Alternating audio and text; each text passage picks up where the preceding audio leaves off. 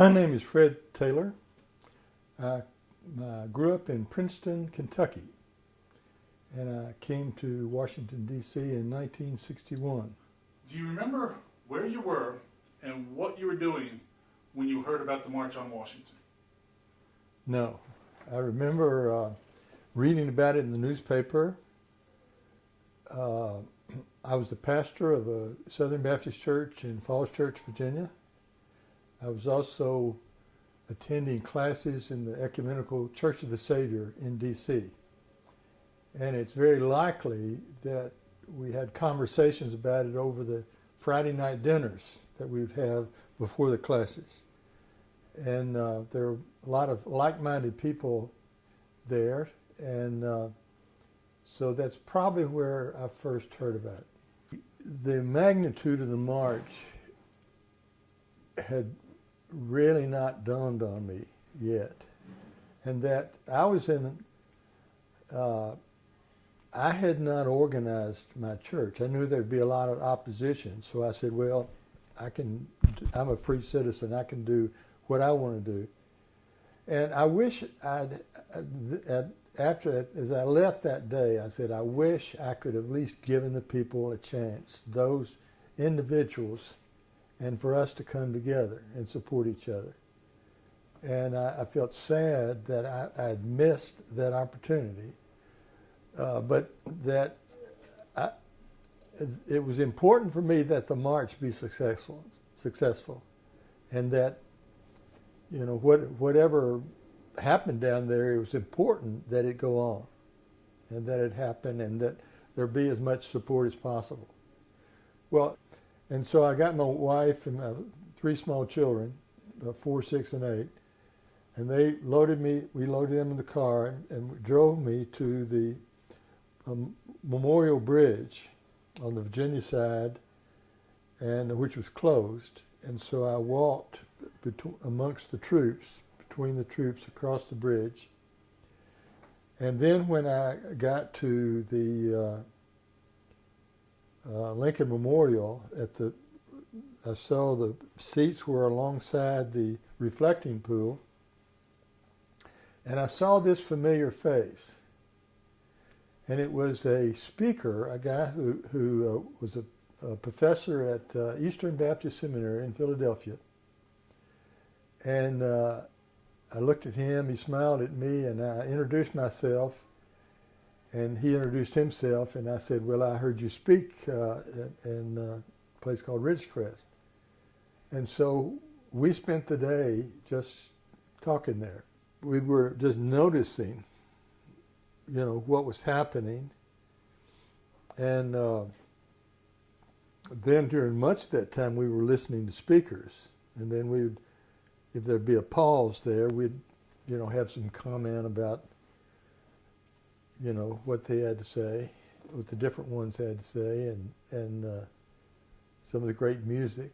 And so we were just getting to know each other as people. And then Martin Luther King Jr. came on, and you know, with his towering eloquence that just projected on those loudspeakers.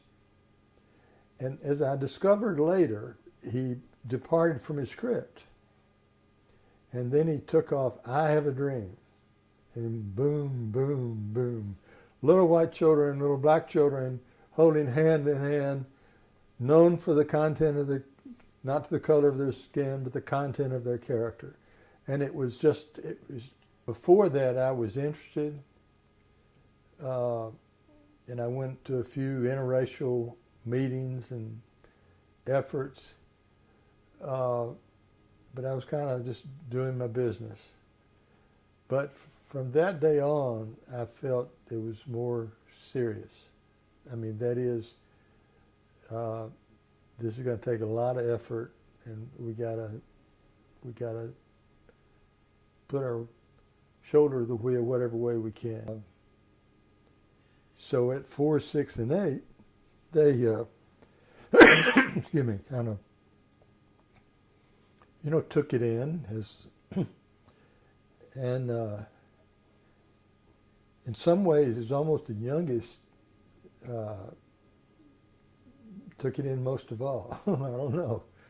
But she's always been kind of further along than the older two in terms of social issues. Do your kids brag to folks, hey, my dad was in the march, my dad did that? Yes, They do? they do. What do they say to people? I don't know, just that my dad was in that march, and it was a great experience for him, and he's talked about it many times, and I'm really proud of him because he was there. That's been part of the family story with these children.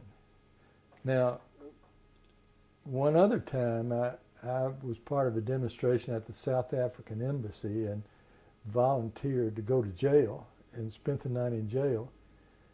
And my little 4-year-old step-grandson says, "Papa in jail?" You know, he wants to know the story. You know, so we talk about going to jail, you know, and he's very curious about that. And why, and, you know, what did you do, and, you know, what was it like, all the above.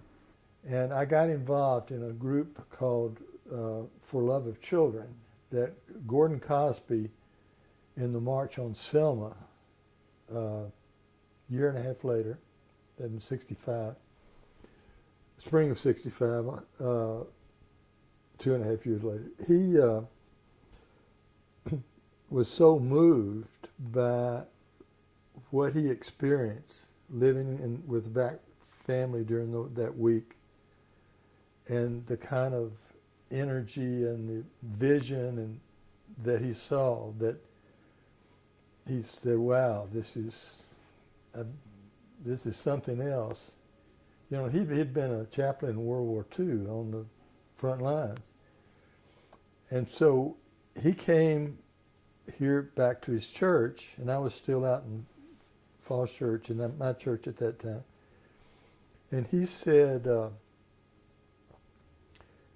he began to talk about his experience in Selma and then say, "What about our Selma here in Washington?"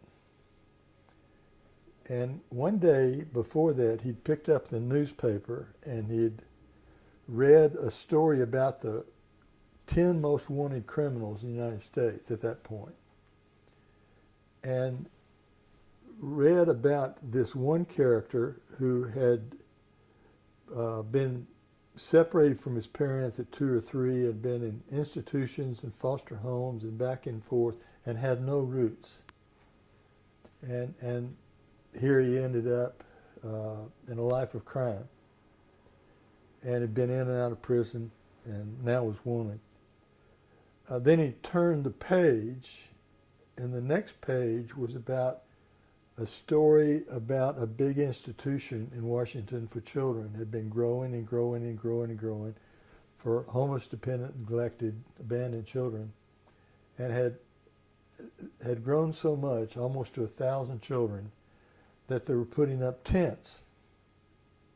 And as he went from this to this, he saw the connection between this criminal's background and what these children were being put through. And then he had a woman from his church who had volunteered out there, and in fact had given up her job to go work out there full time, because she said, "Gordon, somebody has got to do something to stop this kind of care of children." And so Gordon preached a series of sermons, and which launched this organization called For Love of Children. And the goal was to close that institution and shift the system away from warehousing children into home-like alternatives, supporting the birth family, foster care for those who had to be out for a while, adoption for those who couldn't go home. And so I got involved in that as a volunteer, and then a few months later, they needed a full-time director.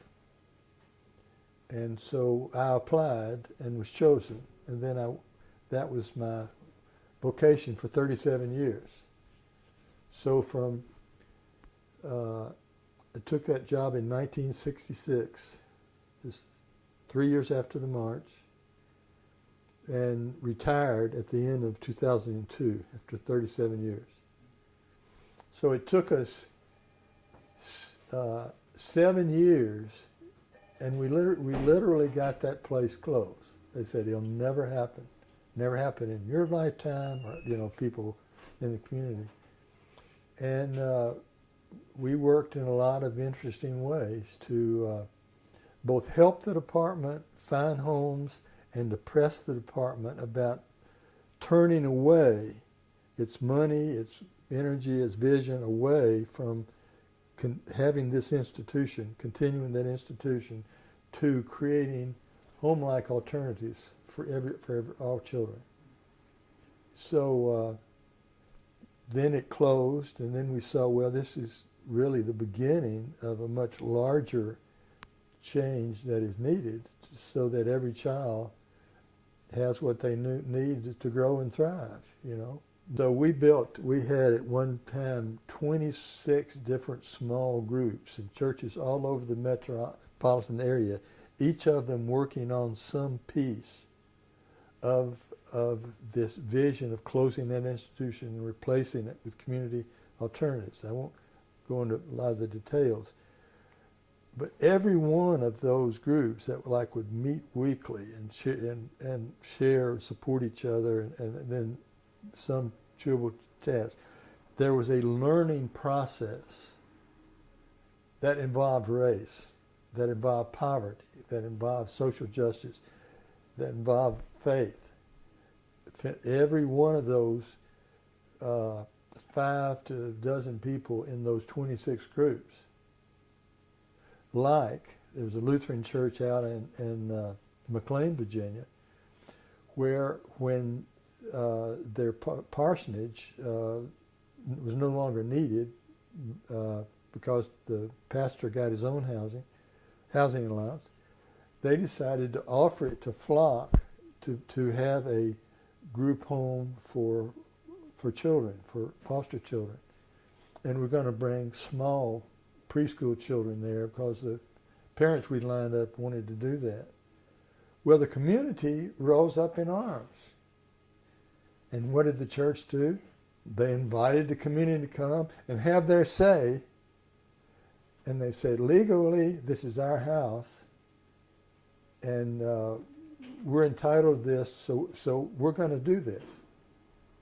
But we appreciate you and we want to be good neighbors. And so we started with that church's support, and that mission group was in the middle of it. And they did not waver. And quickly, the attitude of the people they forgot about it after a month. So because of these learnings, so what about the future is that we need to help people experience concretely the issues that we're facing, and there are ways to do that, and that's what I see the church doing, helping people ways to have the kind of experience I had on the day of the March on Washington.